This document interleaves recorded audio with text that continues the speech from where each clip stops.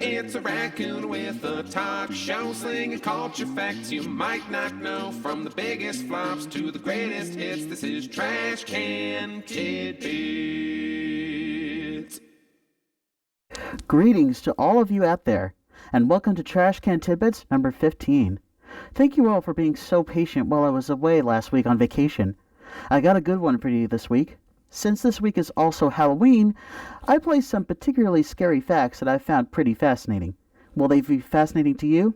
You be the judge. Let's get started with fact number 1. Did you know that the short-lived animated series Father of the Bride contained one particularly clever Easter egg among many others? The one I want to talk about refers to the character of Sarmodi, an old but swinging Rat Pack-style white lion that was the original star of Siegfried and Roy's Vegas Spectaculars. What you may not know about him is that his name is actually an abbreviation. It stands for Siegfried and Roy, Masters of the Impossible, and as Siegfried and Roy themselves are characters on the show, it would make more sense for the Easter egg. Fact 2. Did you know that when the original Frankenstein film was released, Boris Karloff, as the monster, wasn't even listed in the credits? The star of the film was Colin Clive, the actor who played the title scientist. In fact, the end credits of the film lists the monster as being played by ? In fact, Karloff was such an unknown at the time that he wasn't even invited to the film's premiere in 1931. Fact 3. Did you know that the opening ski chase and parachute jump from the James Bond film The Spy Who Loved Me was actually suggested by former Bond actor George Lazenby? There were prominent skiing sequences in Lazenby's only film, On Her Majesty's Secret Service, and he wanted to do a sequence when he skis off a cliff and opens up a parachute, but the film technology at the time didn't allow it. The idea was resurrected for The Spy Who Loved Me. Stuntman Rick Sylvester only did one take of the stunt, and the shot that we see in the movie is a tracking shot that follows him all the way down after all the other cameras either malfunctioned or lost him as he started falling. The sequence immediately became famous, and it's all thanks to Lazenby for suggesting it in the first place. Fact 4. Did you know that Chip and Dale Rescue Rangers began life as a TV series continuation to The Rescuers? Once the Disney animation team received word that they were going to make a film of the sequel instead, early concept art for the eventual series also started as a parody of Miami Vice, known as Metro Mice, and it was going to use all original characters. It was then Disney CEO Michael Eisner who came up with the idea to use Chip and Dale as the stars of the show instead, as he felt the show would benefit from established Disney characters instead of completely original ones. Fact 5. Did you know that although Brain from Pinky and the Brain is based on Orson Welles, Pinky is also based on a famous actor, or rather a character he played? Pinky's voice actor, Rob Paulson, based Pinky's goofy Cockney accent on that of Frank Spencer, the eccentric accident-prone protagonist of the British comedy series Some Mothers Do Avum, played by Michael Crawford, who later went on to originate the title role in The Phantom of the Opera. Fact 6.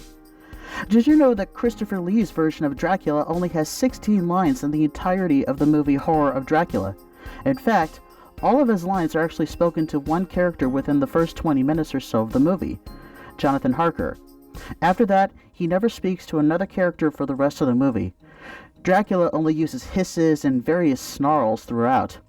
Lee's interpretation of Dracula was also among the first to feature fangs with his distinctive look, something that the original Dracula, Bela Lugosi, actually lacked, contrary to popular belief. Fact 7.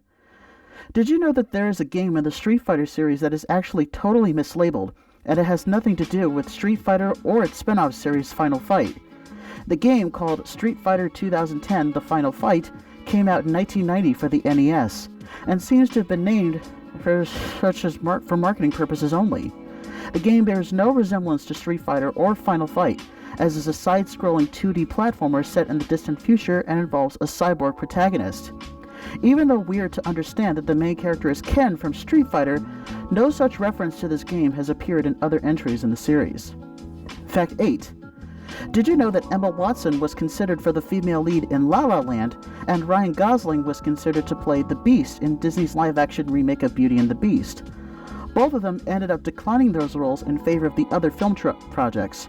They effectively switched movies, as it were. Though it would have been interesting to see Emma Watson dancing in La La Land and Ryan Gosling taking on the role of the Beast, one of my favorite Disney characters, I'm actually glad it worked out the way it did. In an even more ironic twist, Emma Stone, who ended up starring in La La Land, had to drop out of the upcoming remake of Little Women to promote her film The Favorite, and Emma Watson ended up replacing her as Meg March. Fact 9. Did you know that Richard Gere ended up taking 4 movie roles that John Travolta declined? This is a very unusual track record indeed, in my personal opinion. The 4 films in question are American Gigolo, Days in Heaven, An Officer and a Gentleman, and Chicago. Chicago especially is the one that Travolta has admitted that he regrets turning down the most. Fact 10. Did you know that Quentin Tarantino has said that he based Uma Thurman's dancing scene in Pulp Fiction on the character of Duchess in Disney's The Aristocats? Because Duchess dances so petite yet graceful in the Everybody Wants to Be a Cat sequence, Tarantino applied her movements to Uma Thurman's character of Mia Wallace.